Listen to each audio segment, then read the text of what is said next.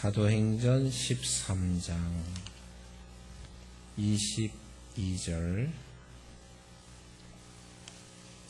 22절과 36절 말씀을 함께 읽겠습니다.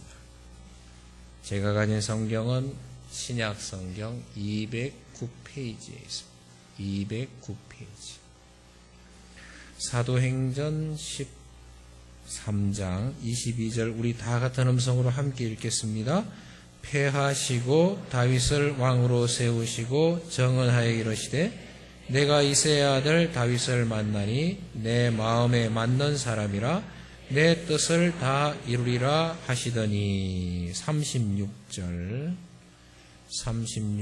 다윗은 다같이 시작. 다윗은 당시에 하나님의 뜻을 따라 섬기다가 잠들어 그 조상들과 함께 묻혀 썩음을 당하였으되. 아멘.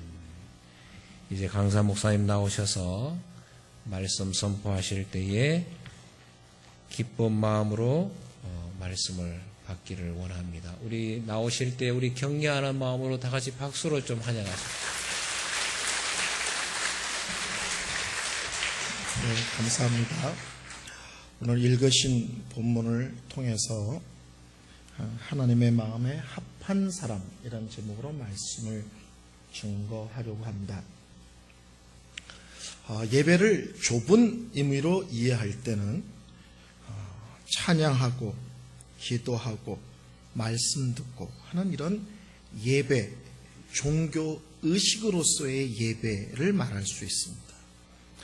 근데 예배를 넓은 의미로 설명을 할 때는요, 삶의 현장에서, 내 삶의 한복판에서 크고 작은 또는 이해할 수 없고 설명할 수 없고 납득될 수 없는 많은 사건들 한복판에서 하나님을 인정함, 하나님을 높임, 하나님께 감사함, 이게 예배입니다. 성경에는 하나님께서 사람들에 대한 평가를 하실 때가 있습니다. 그렇죠? 모세, 이 세상에서 모세보다 온유한 사람은 없다. 하나님은 모세를 온유한 사람, 하나님의 평가입니다. 갈렙은 신실한 사람, 하나님의 평가입니다. 근데 오늘 다윗은 내 마음에 합한 자, 다른 말로 하면 내 마음에 쏙 드는 자, 하나님의 평가인데 엄청난 거죠. 가로주다, 돈을 좋아하는 자. 똑같은 평가인데 다윗은 내 마음에 합한 자, 내 마음에 쏙 드는 자. 이 하나님의 평가를 보면서 무엇이 이토록 다윗을 하나님 마음에 쏙 드는 자가 되게 했을까? 어떤 면이? 무엇이? 다윗의 생애를 쭉 연구를 하다 보면 그것은 다른 것이 아니라 저는 다윗이 하나님 앞에 참된 예배자였다는 사실 때문에 그렇다고 믿습니다. 다윗은 인생이 평탄한 사람이 아니었습니다. 가정적으로도 힘이 불행한 사람이었고요. 별별 고생을 다 한 사람입니다. 근데 놀랍게도 다윗은 그 모든 고생, 그 엄청난 고난의 한복판에서 언제나 찬양했고, 언제나 감사했고, 언제나 기도했고, 언제나 하나님이 옳다고 말했고, 언제나 하나님은 선하시다고 얘기했고, 언제나 하나님은 나를 사랑하는 분이라고 한결같이 고백을 했습니다. 실제로는 다윗은 정말 많은 일을 한 사람입니다. 한 명의 왕으로서는 이스라엘이 남과 북으로 갈라져 있었거든요. 그것을 통일해서 이스라엘을 통일 국가로 만든 사람이에요.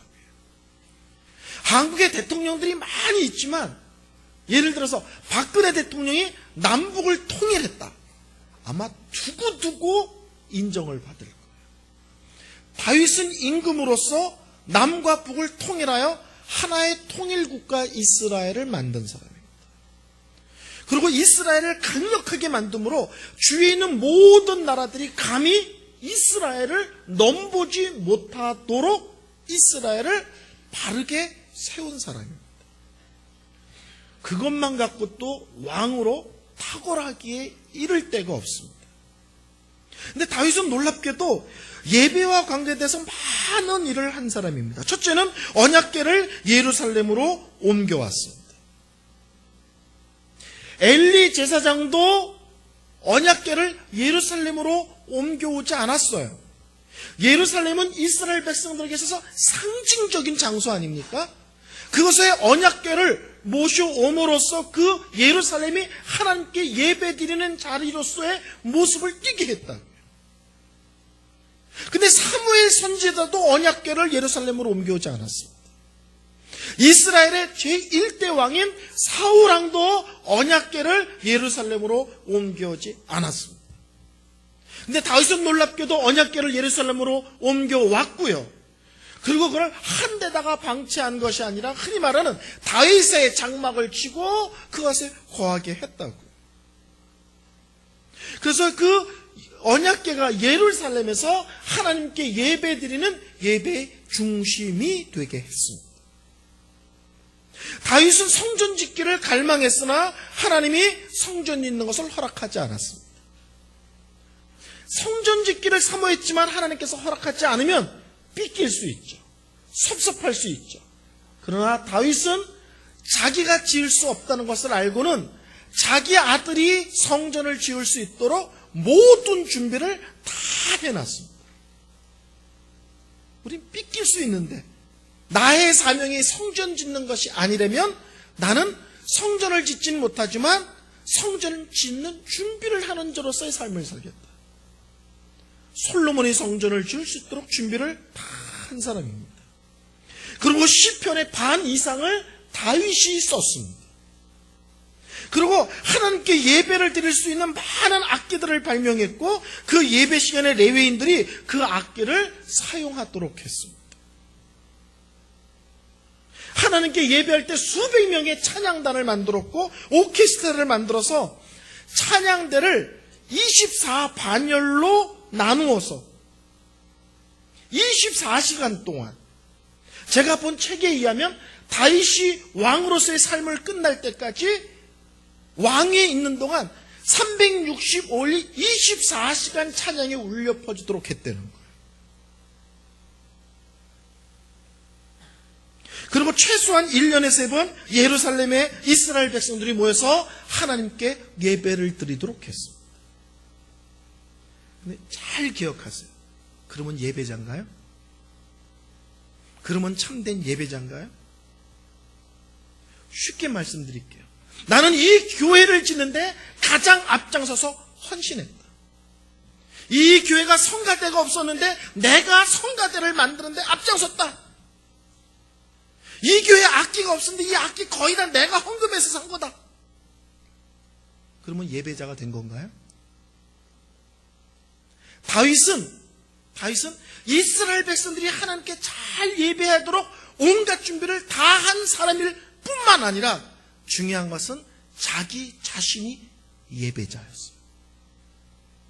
무슨 말인지 아시겠죠? 온 백성이 하나님께 정성과 최선을 다해 예배 드릴 수 있도록 왕으로서 그 모든 시스템을 만든 사람일 뿐만 아니라 자기 자신이 예배자였습니다. 어떤 형편, 어떤 처지에 있든지 다윗은 하나님을 하나님으로 인정했고 하나님께 영광을 돌렸고 하나님을 고백하기를 즐겨했습니다. 저는 다윗의 엄청난 업적이 하나님 보시기에 다윗을 아름다운 사람으로 만든 것이 아니라 어떤 형편, 어떤 자리에 있든지 사람이 누가 뭐라고 그러든지 한결같고 변함이 없이 하나님을 온전히 인정하는 모습, 그것이 하나님 보시기에 합한 모습, 참된 예배자의 모습으로 하나님 안에 쏙 들었다고 믿습니다. 오늘 성경을 좀 몇 군절 찾을 거예요. 성경 구약성경 사무엘상 17장을 좀 찾아보겠습니다. 사무엘상 17장. 사무엘상 17장은 우리가 잘 아는 대로 뭐가 나오냐면 다윗과 골리앗 사건이 나오는 그 장입니다. 이스라엘과 블레셋이 전쟁을 합니다. 여러분, 이스라엘 사람에게 있어서 블레셋은 어떤 존재냐면 블레셋이 쳐들어온다는 소리만 듣고도 이스라엘 백성은 두려워 떨었습니다. 여러 이유가 있는데 그 중에 하나는 블레셋은 철기 문화를 다루고 있었어요.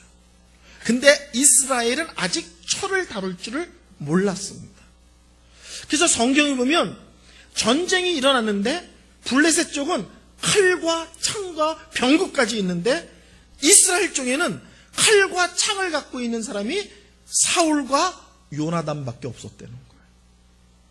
저쪽은 군인들이 칼과 창으로 무장했는데 이스라엘 군인은 왕과 왕자, 딸랑 두 사람만 칼과 창이 있는 거예요. 나머지는 뭘 들고 온 거야? 농기구 들고 나온 거예요. 그러니까 블레셋과 전쟁을 할 때 가장 큰 문제가 무기가 비교가 안 되는 거예요. 우리는 권총을 들고 나오는데 저쪽은 따발총을 들고 나온 거예요. 이쪽은 기관총을 들고 왔는데 저쪽에서 미사일을 들고 나온 거예요. 그러니까는 무기가 너무나 차이가 나는 것입니다. 근데 이 전쟁에서 놀라운 것은 골리앗이라는 장군이 나타난 것입니다. 키가 3m가 되는 인간입니다. 이 골리앗이 나타나서 이렇게 얘기하죠. 애들끼리 붙을 필요 없다. 그쪽에서 대표 나오고 이쪽에서 대표 나와서 지면 전체를 먹는 거다. 무슨 말인지 아시죠? 아이들 피곤하게 할 거 없고 그쪽 대표 나오고 이쪽 대표 나와서 붙자. 지면 전체 먹는 거다. 오케이? 이렇게 된 거예요. 근데 이 인간이 하나님과 하나님의 군대인 이스라엘을 모욕하죠. 하나님을 모욕하는 발언을 서슴지 않습니다. 근데 그 소리를 듣고 이스라엘 백성들은 놀라고 두려워하고 숨고 나중에는 도망가까지 합니다. 하나님을 모욕하는데 그리고 하나님의 군대인 이스라엘을 모욕하는데 정작 이스라엘 군들은 그 얘기를 듣고 두려워 떨며 두 번째 숨으며 나중에는 슬금슬금 뒤로 도망가기까지 합니다. 그때 다윗이 아버지의 심부름으로 이 전쟁에 참여한 형들의 안부가 궁금해서 우리 식구라면 위문을 왔다가 이 전쟁의 현장을 보게 됩니다. 26절 볼까요? 26절 다윗이 이렇게 말합니다. 다윗이 곁에 서 있는 사람들에게 말하여 이르되 이 블레셋 사람을 죽여 이스라엘의 치욕을 제거하는 사람에게는 어떤 대우를 하겠느냐. 이 할례 받지 못한 블레셋 사람이 누구이기에 살아계시는 하나님의 군대를 모욕하겠느냐. 하나님과 하나님의 군대를 모욕하는 것을 듣고 사람들은 분노하기보다는 두려워 떨고 도망가고 숨기 바빴는데 다윗은 그 얘기를 듣고 분노했다는 거예요. 여러분, 하나님을 정말 사랑하는 사람들 속에 있는 것이 뭐냐면 거룩한 분노입니다. 하나님의 영광에 예민하면 예민할수록 그 사람 마음에는 뭐가 있냐면 거룩한 분노가 있습니다.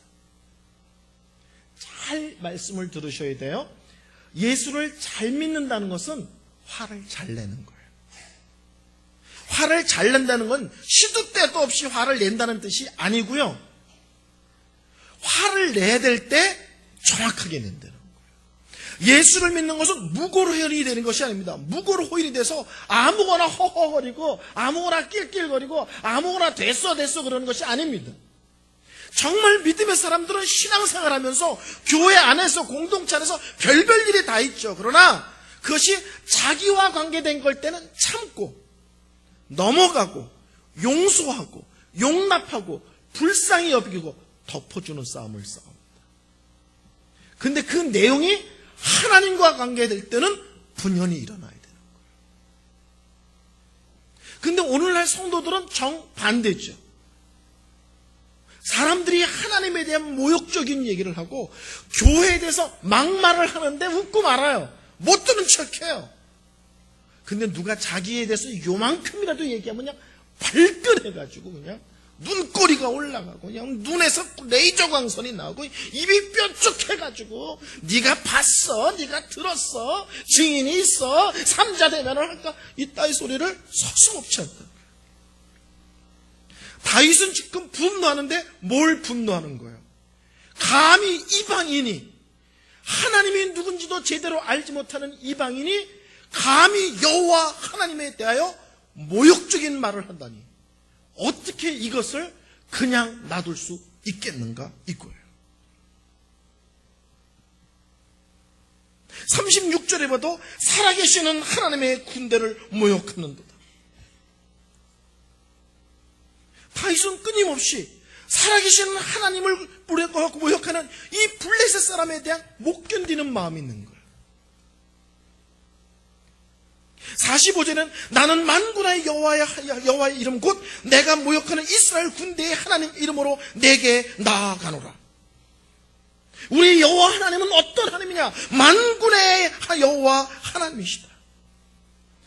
온 땅으로 이스라엘의 하나님이 계신 줄을 알게 하고 또 이스라엘 구원하심이 칼과 창에 있지 아니함을 이 무리에게 알게 하리라. 전쟁은 여호와께 속한 것이니 그가 너희를 우리 손에 넘기시리라. 네가 보기에는 이스라엘이 무기도 변변치 않은 별것도 아닌 군인으로 보이느냐? 그러나 기억하라. 너희들이 별것같이 여기지도 않는 이스라엘 군대는 여호와 하나님의 군대다. 그리고 이 전쟁이 무기에 달린 것이 아니라, 사람에 달린 것이 아니라, 작전에 달린 것이 아니라, 지도자에 달린 것이 아니라 만군의 여호와 하나님의 손에 달려 있음을 네가 오늘 보게 되고야 말 것이다. 무슨 줄 아시겠죠? 모든 사람이 하나님을 바라보지 않습니다. 그 시간에 모든 사람이 하나님께 나아가지도 않습니다. 모든 사람이 하나님께 살려달라고 기도하지도 않습니다. 오직 문제만 크게 보일 뿐입니다. 상황만 심각하다고 봅니다. 저쪽이 너무 세다고 생각합니다. 골리앗은 너무 등치가 크고 키가 커서 무섭다고 생각합니다. 모두 다 하나님을 놓고 눈에 보이는 현실에서 두려워 떨 때 다윗이 손을 들고 나가는 거예요. 하나님이 계시다. 그 하나님은 우리 하나님이시다. 그 하나님은 만군의 여호와시다. 그리고 전쟁은 사람의 손에 달려 있는 것이 아니라 하나님의 손에 달려 있다. 이 전쟁이 하나님의 능하심을 보여주므로 저 하나님을 알지 못하는 사람들이 하나님이 어떤 분인지 오늘 똑똑하게 보게 하고야 말 것이다. 참 믿음의 사람은 많은 사람들이 문제에 빠져 있습니다. 상황에 빠져 있습니다. 사건에 빠져 있습니다. 그리고 하나님을 생각하지도, 하나님을 고백하지도, 하나님께 나아가지도 않습니다. 그때 혼자 나가는 거예요. 하나님은 살아계시다. 하나님은 역사하신다. 하나님은 우리 아버지시다. 우리 하나님 내가 기도하면 들으신다. 때가 되면 분명히 응답하시며 역사하시는 하나님이시다. 이 하나님을 바라보라. 이 하나님을 인정하라.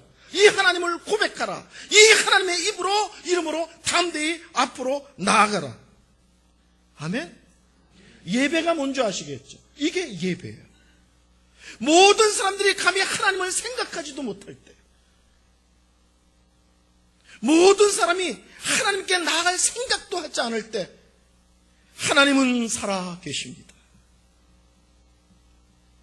하나님은 우리 하나님이십니다. 이거를 부끄러움 없이, 두려움 없이 모든 사람 앞에서 담대하게 선언함으로써 하나님의 하나님 되심을 선포하고 모든 사람 앞에 높일 수 있냐는 거예요. 하나님은 다윗을 왜 그토록 예뻐하셨을까? 아무도 하나님을 생각하지 않는 순간에 혼자 나가서 하나님을 선포했기 때문에 그것이 예배입니다. 아멘. 사무엘하 16장을 좀 보시겠어요?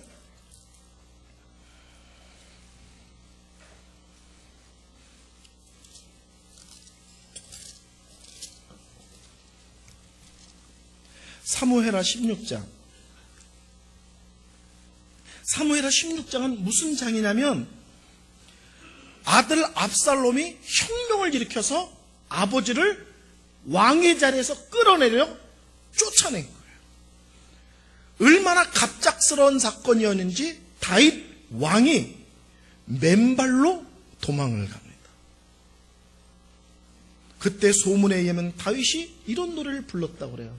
오늘도 정처 없이 걷는다마는 이런 노래를 불렀다는 전설이 들립니다. 이게 언제 끝날지 모르는 거예요. 갑자기 아들이 혁명을 일으켜서 아버지를 몰아내고 그 위대한 왕이 맨발로 성을 빠져나와 도망을 갑니다. 그때 사울 왕의 친척인 시므온이라는 사람이 나타나서 도망가는 다윗에게 온갖 저주를 포부됩니다. 그리고 도망가는 다윗에게 돌을 던집니다. 그렇지만 다윗은 도망가지만 혼자 도망가는 건 아니잖아요. 자기를 따르는 군인이 있고 자기를 따르는 장군들이 있다고요. 충신한 신하 아비새가 다윗에게 이렇게 얘기합니다. 임금님, 저놈의 머리를 베고 오겠습니다. 비록 도망가지만 몇 시간 전까지도 이스라엘의 왕이었던 분을 향하여 저주하고 돌을 던지는 시몬이라는 인간의 머리를 베겠다는 거예요. 다윗이 이렇게 표현합니다. 10절. 왕이 이르되 순회의 아들들아 내가 너희와 무슨 상관이 있느냐. 그가 저주하는 것은 여호와께서 그에게 다윗을 저주하라 하심이니 내가 어찌 그리하겠느냐 할 자가 누구겠느냐 하고 11절 또 다윗이 아비새와 그 모든 신하에게 이르되 내 몸에 산 내 아들도 내 생명을 해하려 하거든 하물며 이 베냐민 사람이랴 여호와께서 그에게 명령하신 것이니 그가 저주하도록 내버려 두라. 무슨 말씀인지 아시겠죠? 다윗은 자기에게 말할 수 없는 모욕을 주고 돌까지 던지는 사람을 향하여 이 고난과 이 모든 상황은 하나님이 허락하시지 않는 한 일어날 리가 없다는 거예요.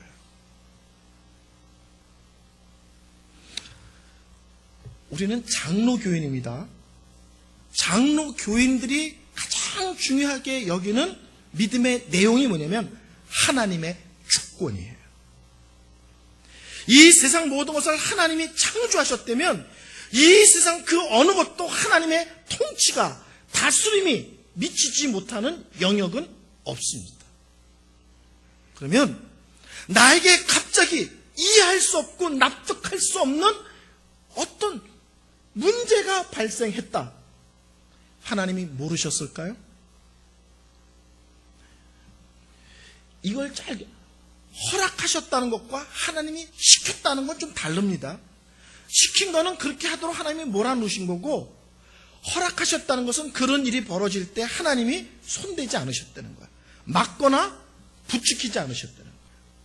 그 일이 그냥 놔도록 흘러가도록 내버려 두셨다는 거예요.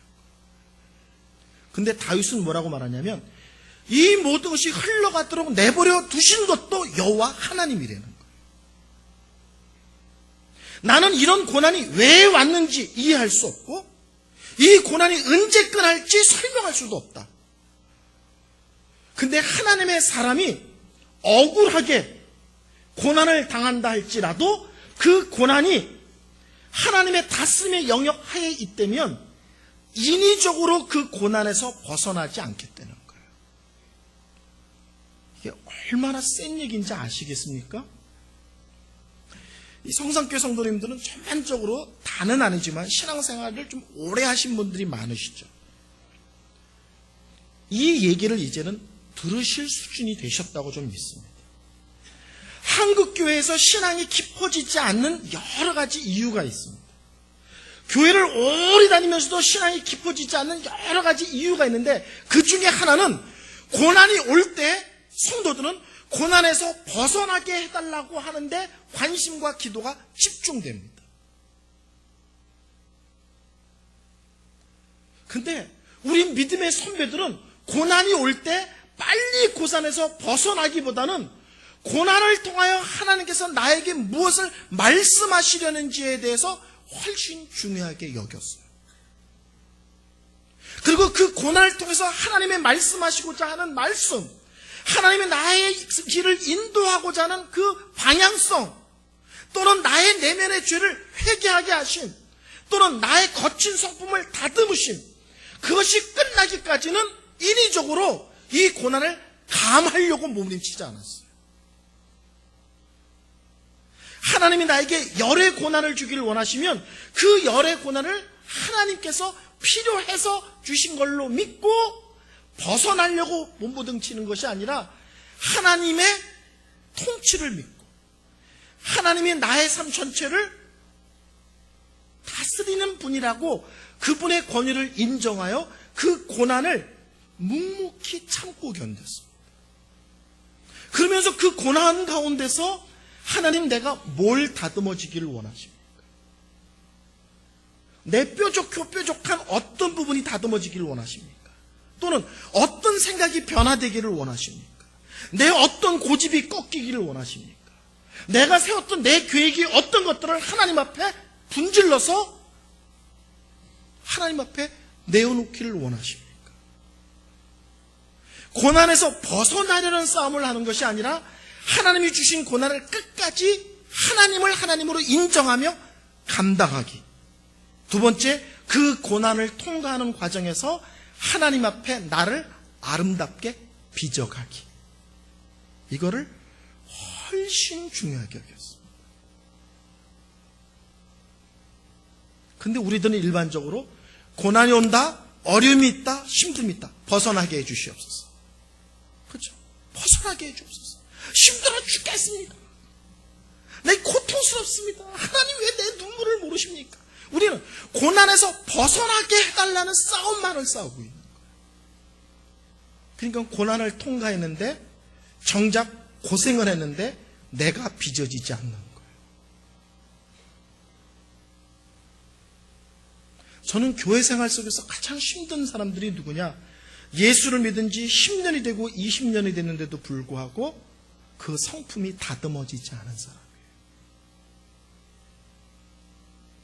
그분들은 주님이 부르시는 날까지 뺑뺑이를 도셔야 돼요. 첫 번째 고난이 올 때 알아채서 항복하고 무릎 꿇고 생각을 바꾸고 내면을 들여다보고 다듬고 하는 싸움을 쌓아야 다음 단계로 가는데 1단계를 반복하는 거예요. 학교를 오래 다니는 사람들 중에서 이렇게 착각하는 분들이 있어요. 1학년 1반, 2학년 1반, 3학년 1반 이렇게 올라가는 사람들이 있어요. 근데 어떤 사람은 1학년 1반에서 그 다음에 1학년 2반으로 옮겨가요. 그 다음에 1학년 3반으로 옮겨가요. 근데 자기는 이걸 거꾸로 읽어. 그래서 지가 2학년 1반이 되고 3학년 1반으로 올라간 걸로 착각해요. 아니에요. 1학년 3반이고 1학년 4반이고 1학년 5반인 거예요.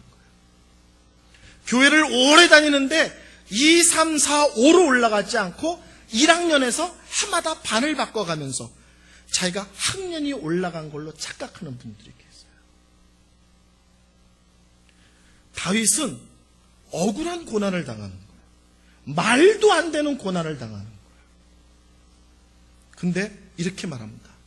여호와께서 허락하신 것이다. 그러니 인위적으로 이것을 땡겨 해결하거나 인위적으로 조절하지 않으리라. 하나님이 고난 받으라 하셨으면 주께서 요구하시는 고난의 양을 충분히 채우고 그리고 그 고난 속에서 나를 빚어가기를 원하는 거예요. 아멘. 이거는 신앙 교회다운 지 얼마 안 되는 분들에 대한 그 가르침의 수준은 아닙니다.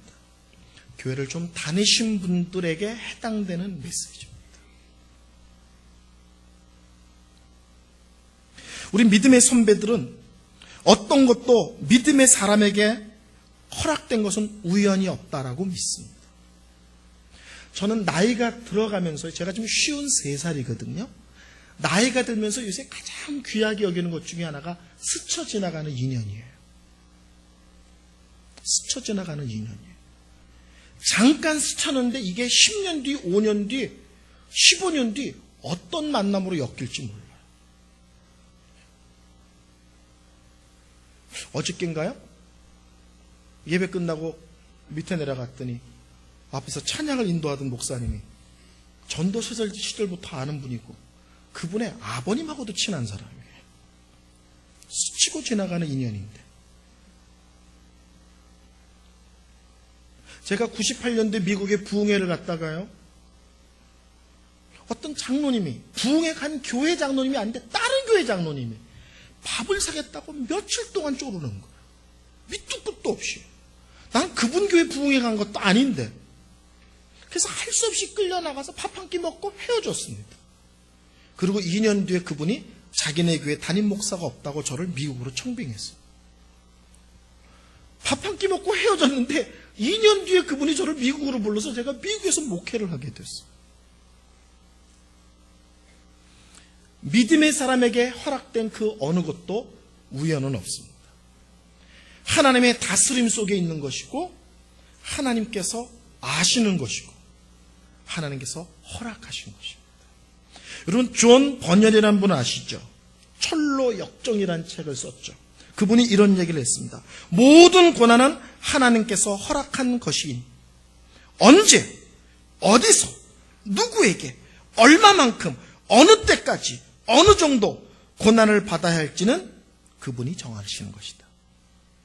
나는 그것을 기쁨으로 인정하고 고난의 자리에서 하나님을 바라보리라.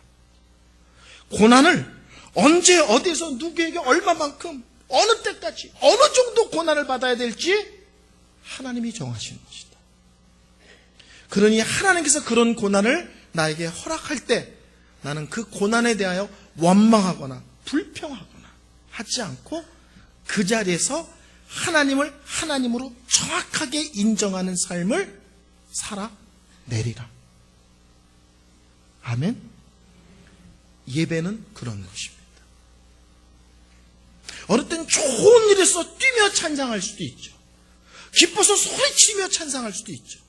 그때 어느 때는 이해되지 않는, 납득되지 않는, 그 누구에게도 설명할 수 없는 일들이 생길 때도 있습니다. 그때 참 믿음의 사람은 머리에 이해되지 않아도 하나님이 모르실 리가 없다. 이 모든 일은 하나님의 다스림 영역 속에 있음을 인정하고, 두 번째, 하나님은 나를 사랑하시는 아버지시다. 하나님이 행하시는 것은 언제나 옳다. 하나님은 언제나 선하시다. 를 고난의 한복판에서 인정하는 싸움을 싸울 줄 알아야 참된 예배자예요. 아멘? 정말 아멘이시죠? 예? 우리의 예배의 자세, 하나님에 대한 자세가 거기까지 나가야 됩니다.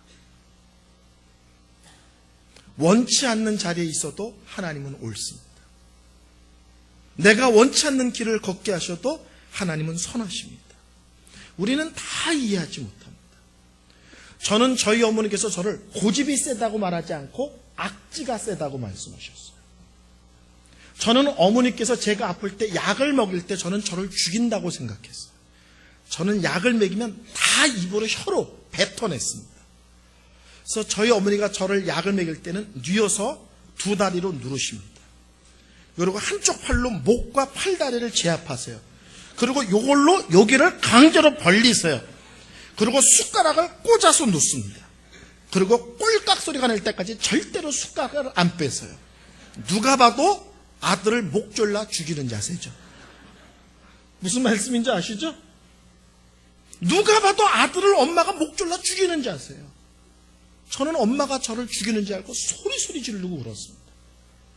근데 커서 돌아보니 그렇게 해야만 제가 열이 떨어지고 그렇게 해야만 약을 먹어서 제가 아픈 데서 살아날 수 있기에 하신 거예요. 그 당시는 죽인다고 생각했는데 지금 보면 죽이는 그것이 저를 살리는 거였어요. 우리의 삶 속에서 하나님이 나를 죽이시려고 그러나, 하나님이 나를 어떻게 여기까지 떨어뜨리시나 이해가 되지 않아요. 그때는 하나님의 성품을 바라보고 고백하는 거예요. 하나님은 언제나 선하시다. 하나님은 언제나 사랑이시다. 하나님은 언제나 옳으시다. 믿음이 어린 사람은 그것이 통과되고 나서 한참 뒤에 그러고 고백하는 것이고, 성숙한 사람은 하지 않고 문제의 한복판에서 고백하는 거예요. 그것이 예배자의 자세입니다. 아멘. 시편 34편 보겠습니다.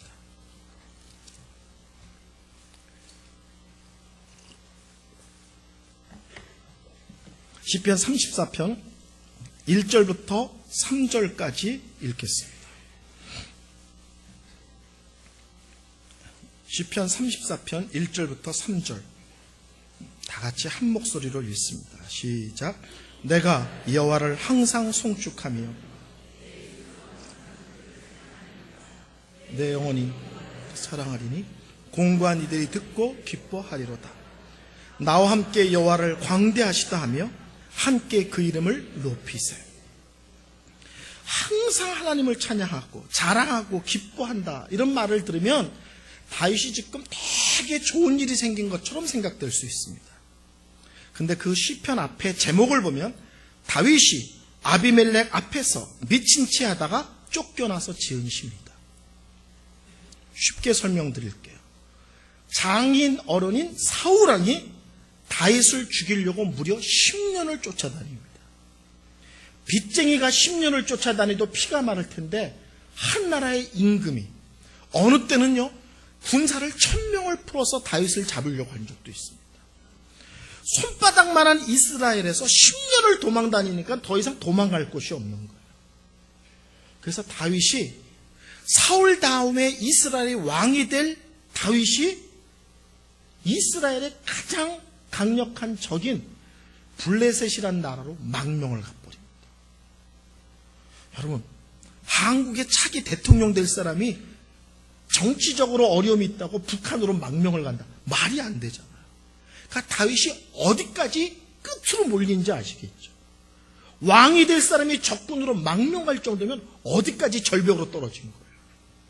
그래서 그 나라 왕이 다윗을 받아들였습니다.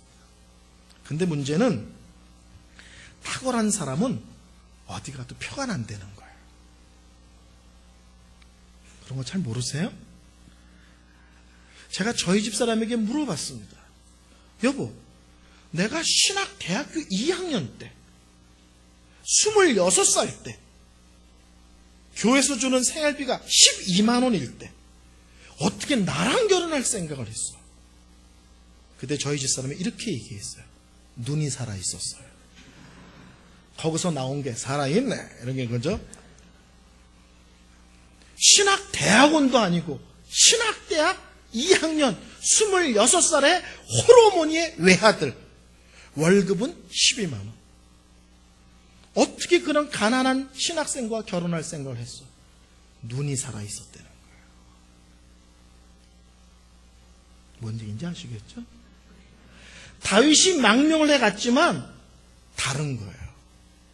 그러자 블레셋 신하들이 임금에게 얘기합니다. 임금님, 저 다윗이라는 사람이 어쩔 수 없어 여기 왔지만 저 사람 호락호락한 사람 아닙니다.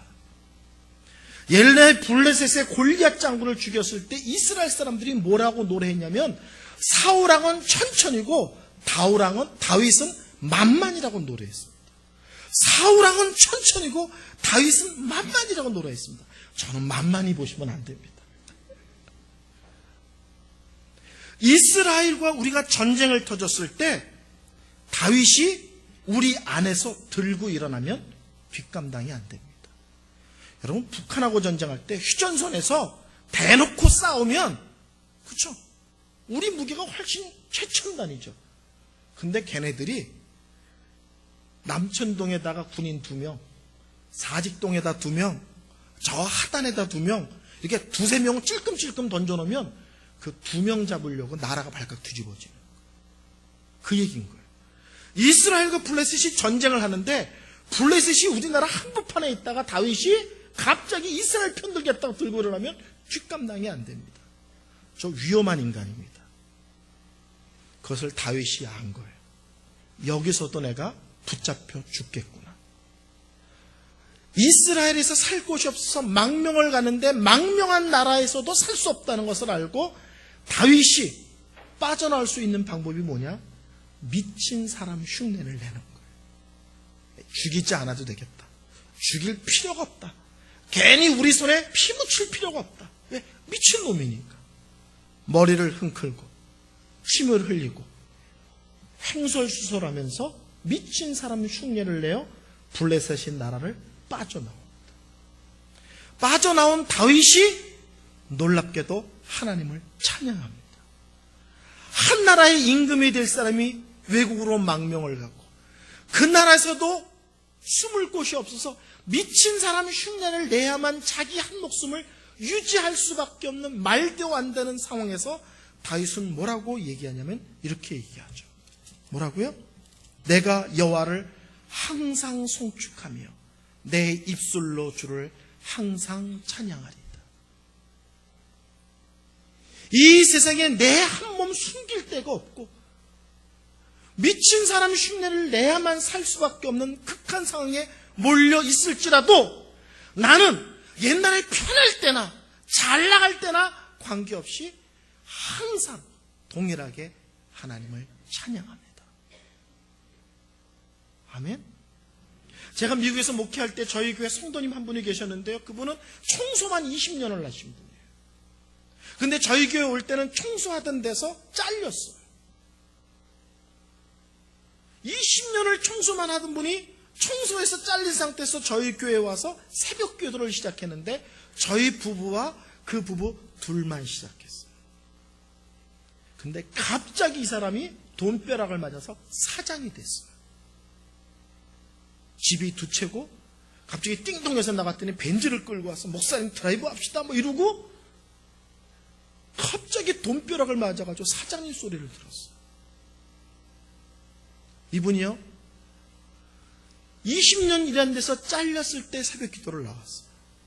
돈벼락을 맞아서 주체할 수 없을 때도 새벽 기도를 나왔어요. 근데 사업의 업종을 바꾸다가 파산을 해서 여기서 왔는데 여기까지 떨어졌어요. 그런데도 예배의 자리에 기도의 자리에 나와요. 힘들 때도 나오고 돈벼락을 맞아서 하늘 높은 줄 모르고 막 쭉쭉 할 때도 새벽에 나와서 언제나 하나님께 엎드리고 인생의 한순간에 바닥을 치는데도 변함없이 새벽에 나와서 엎드려요.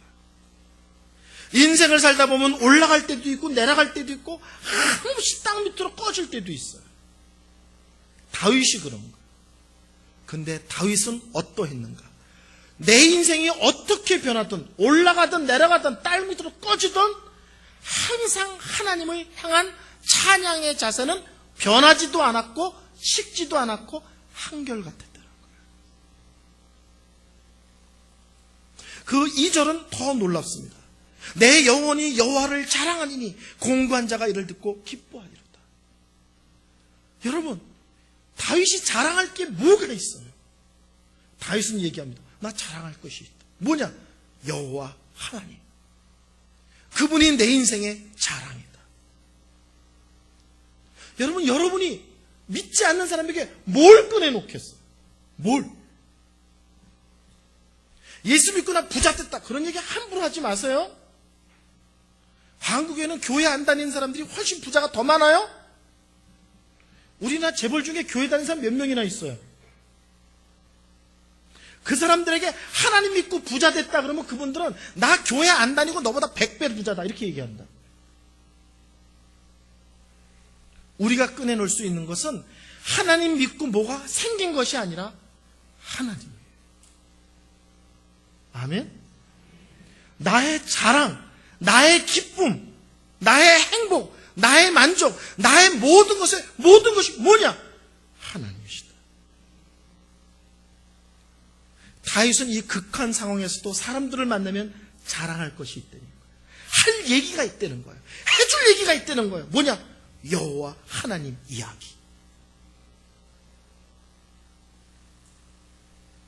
3절은 더 재밌어요. 나와 함께 여호와를 광대하시다며 그 이름을 높이세. 웃기죠?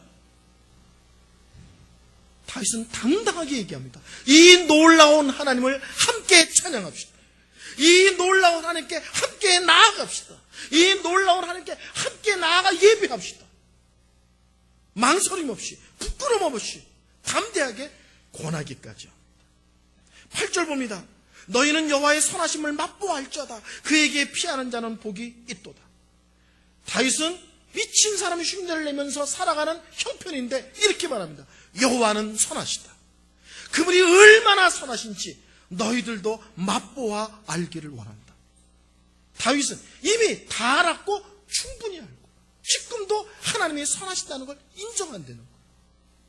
자기가 극한 상황에 있는데도 불구하고 하나님은 선하십니다.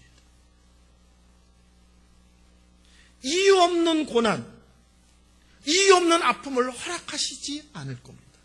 지금은 이해하지 못하지만 먼 훗날 이것이 어떤 의미를 지니고 이것이 하나님 앞에 어떤 복됨의 내용이 될지 저는 먼 훗날 알 것입니다. 그렇기 때문에 지금 고백하고 지금 선포합니다. 하나님은 선하십니다.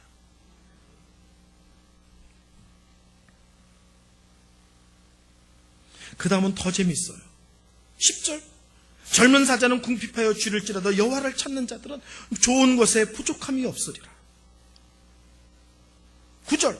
너희 성도들아 여호와를 경외하라. 그를 경외하는 자에게는 부족함이 없으리로다. 제가 최근에 가장 좋아하는 표현입니다. 여호와는 나의 목자시니 부족함이 없습니다. 내가 임금이기 때문에 부족함이 없는 게 아니라 하나님께서는 내 인생의 목자이시기에 부족함이 없습니다. 여러분, 헛헛한 사람들이 있어요. 그렇죠? 뭘 먹어도 헛헛해요. 뭘 사도 헛헛해요. 뭘 싸놓도 헛헛한 사람들이 있어요. 근데 하나님을 정말 만나면 헛헛하지 않습니다. 저희 신혼 때요, 저희 집사람이 장 하나만 딸랑 해왔습니다. 근데 자꾸 우겨요. 이불도 해왔다고. 그게 그건데, 내가 보기엔 그게 그건데, 저는 장만 해왔거든요, 기억에. 근데 이불도 해왔다고 우겨요. 어쨌든, 그게 다예요. 아무것도 없어요, 집에. 하루는 저희 집사람 대학 친구들이, 동창들이 불러냈어요. 부족한 거 있으면 얘기해. 우리들이 돈 모아서 하나 사줄게. 뭐가 부족해? 부족함이 없다는 거야. 에이, 왜 그래? 남편이 대학생인데, 전도사인데, 신학생인데, 부족함이 없다는 거야. 정말 부족함이 없어서 뭐가 필요하지 않다고 얘기하고 집에 와서 봤더니 있는 게 하나도 없다는 거야. 뭔지 아시죠? 남편에 대한 참 사랑과 만족이 집에 텔레비도 없고 화장대도 없고 책상도 없고 의자도 없고 아무것도 없는 거예요. 아무것도 없는데 부족한 게 뭐냐고 물어보는데 부족한 게 없는 거예요. 와서 정신 차리고 봤더니 있는 게 아무것도 없어. 근데 자기는 누구를 만나도 당당하고 부끄럽거나 뭐가 없어서 움츠러들지 않는 거예요. 무슨 말인 줄 아시죠?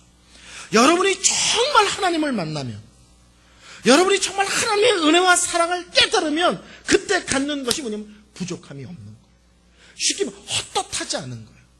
저 사람이 무슨 옷을 입었는지, 저 사람 가방이 얼마짜리인지 그게 별로 궁금하지 않은 거예요. 그게 별로 관심이 가지 않는 거예요. 그게 더 이상 자랑이지 않는 거예요. 그러고 어깨에 힘주고 싶지 않은 거예요. 더 이상 그런 것이 나를 만족시키지 않는 거예요. 있어도 좋고 없어도 뭐 별로. 정말 하나님의 만난 사람의 특징, 헛헛하지 않습니다. 시간이 자꾸 가서요. 너무 넘어갈게요. 145표, 57편을 보겠습니다. 57편.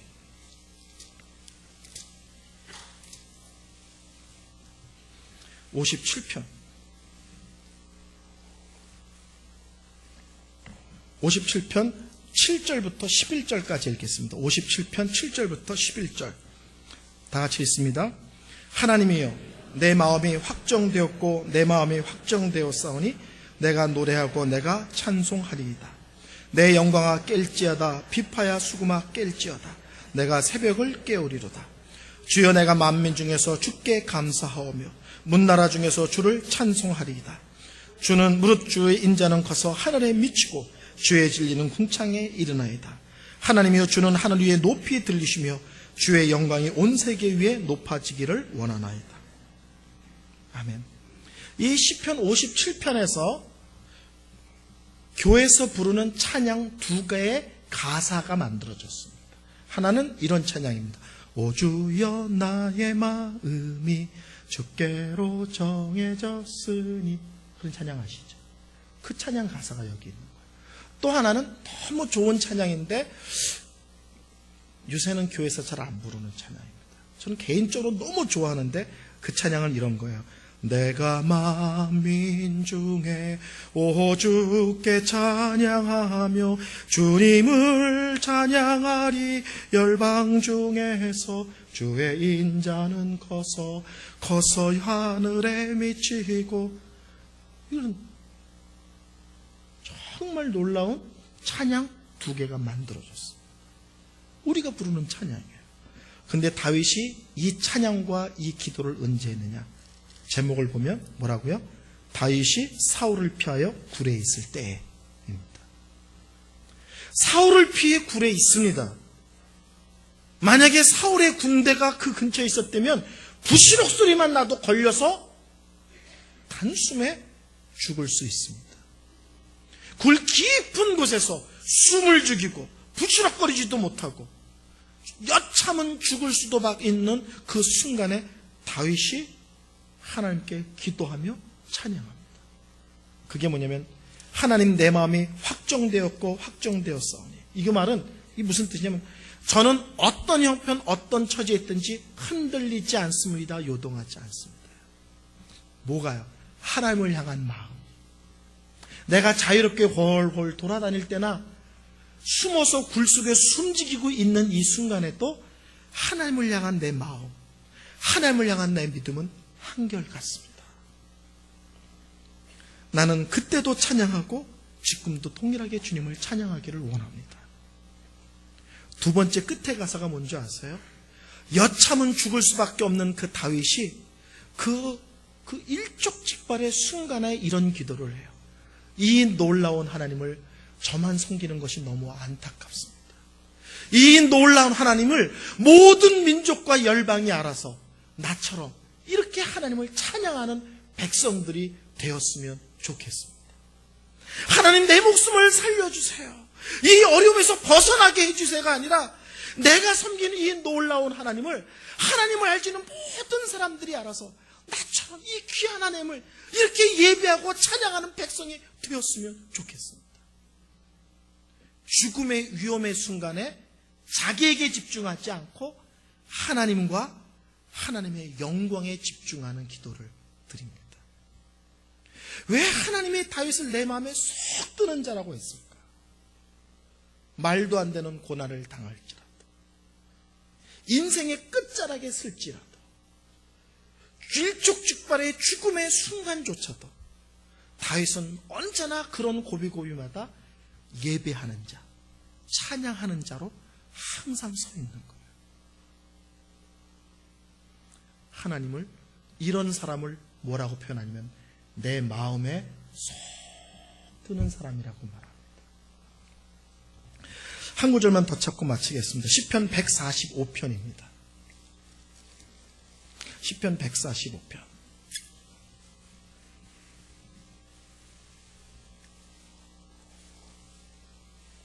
1절부터 4절까지 우리 다 같이 한 목소리로 읽겠습니다. 시편 145편 1절부터 4절입니다. 시작. 왕이신 나의 하나님이여, 내가 주를 높이고 영원히 주의 이름을 송축하리이다.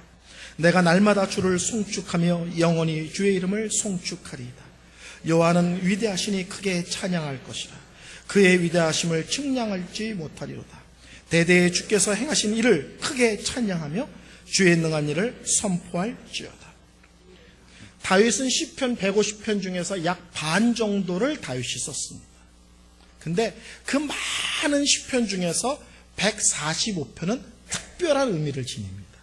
그것은 다윗이 말년의 마지막으로 지은 시입니다. 여러분, 어떤 사람이 마지막에 유언을 한다. 그 유언은 온 가족이 집중하여 마음속으로, 마음 깊이 받아들이고 새기지 않겠어요? 하나님 앞에 많은 시를 썼는데 노년의 마지막으로 다윗은 무슨 시를 썼을까? 마지막으로 이렇게 시작합니다. 왕이신 나의 하나님. 이스라엘 왕이 누구예요? 다윗입니다. 근데 다윗은 이렇게 표현합니다. 하나님이 왕이십니다. 여러분, 이스라엘 왕제도의 독특성이 있습니다. 이스라엘 왕제도는 왕을 세우면 그 왕은 자기가 왕이 아니라고 인정을 해야 진짜 왕이에요. 그럼 누가 왕이냐? 진짜 왕은 따로 있다? 하나님이시다. 그래서 이스라엘의 위대한 왕은 항상 노래를 불러야 되는데 무슨 노래를 불러야 되면 조용필 노래를 불러야 돼요. 조용필 노래 아세요? 요새 무슨 노래 아세요? 바운스, 바운스 아세요? 조용필 노래를 이스라엘 왕들이 불러야 되는데 이 노래를 열심히 부르면 위대한 왕이고 이 노래를 안 부르면 나쁜 왕이에요. 조용필 노래 중에 이런 노래가 있는데요. 난 아니야 꽃이 아니야 난 아니야 꽃이 아니야. 이런 노래 모르세요? 저만 이상한 목사 되잖아요. 이 노래를 이스라엘 왕들이 불러야 되는 거야. 난 아니야 왕이 아니야 난 아니야 왕이 아니야. 그럼 누가 왕이야? 여호와 하나님이. 나는 그분의 심부름꾼일 뿐이야. 그분이 말씀하시고 나는 그 말씀을 받도록 순종할 뿐이야. 이스라엘 왕은 내가 왕이라고 어깨를 펴고 나가면 나쁜 왕인 거예요.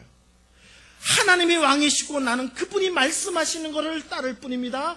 그분이 영광 받으시는 것에 나는 집중할 뿐입니다. 그러면 그 왕은 위대한 왕인 거예요. 다윗은 평생 이스라엘 왕으로 살았습니다. 근데 그가 노년에 분명하게 고백합니다. 왕이신 나의 하나님. 나는 왕이 아니었습니다. 하나님이 왕이셨습니다. 나는 그분의 심부름꾼이었고 그분의 종이었습니다.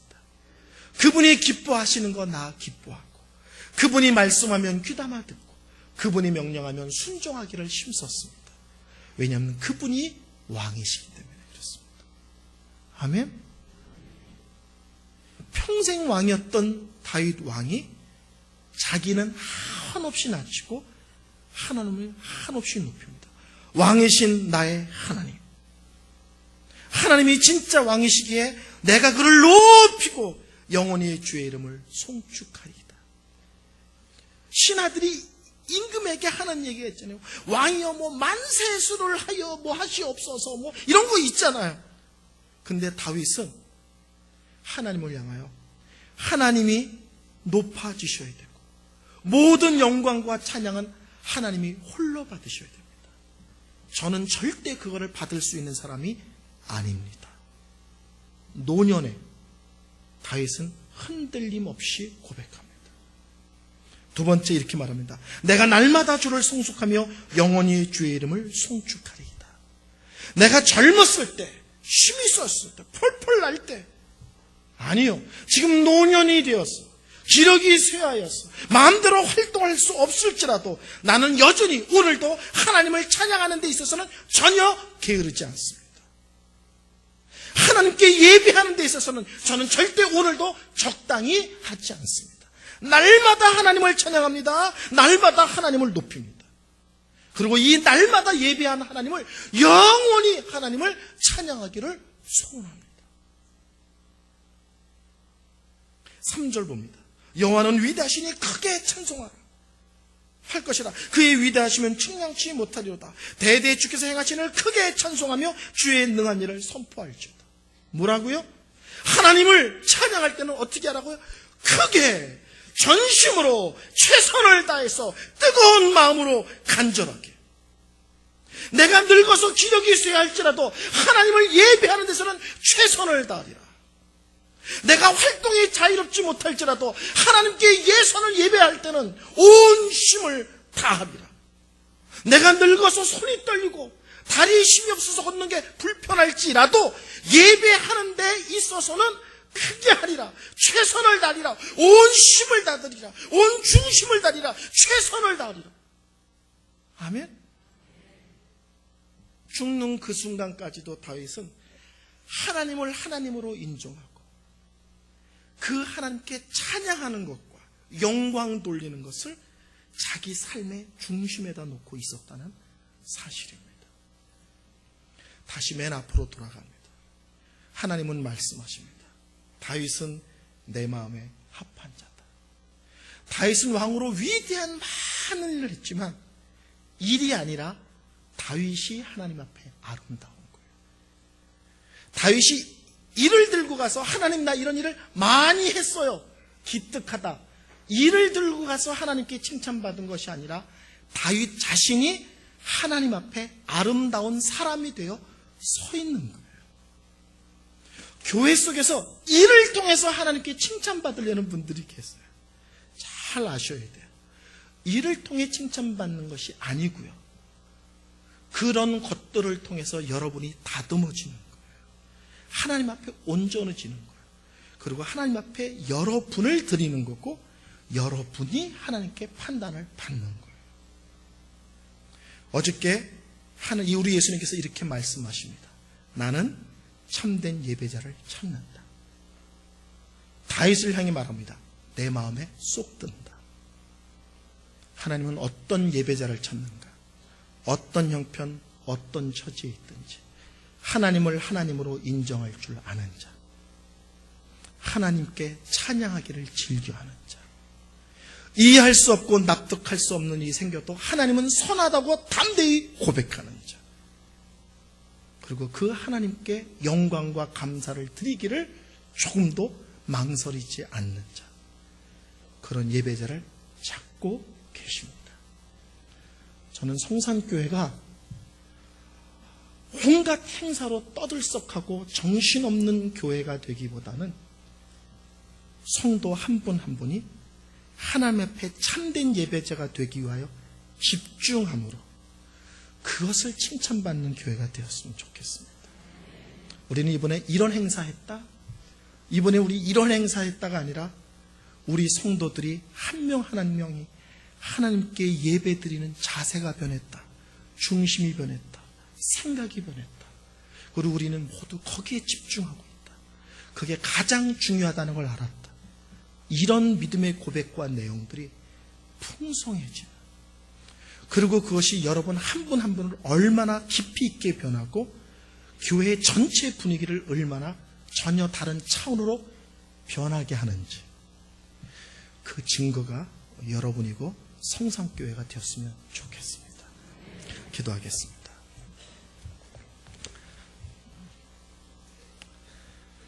하나님, 저희들은 너무나 분주합니다. 그리고 그 분주함이 하나님 앞에 충성이고 최선이라고 착각하고 오해하고 있었습니다. 그러나 하나님은 이를 저에게 요구하시는 것이 아니라 하나님 앞에 나와 무릎을 꿇을 수 있는가? 언제나 하나님께 항복할 수 있는가? 어떤 일이 벌어지든지 하나님은 하나님이시라고 선포할 수 있는가?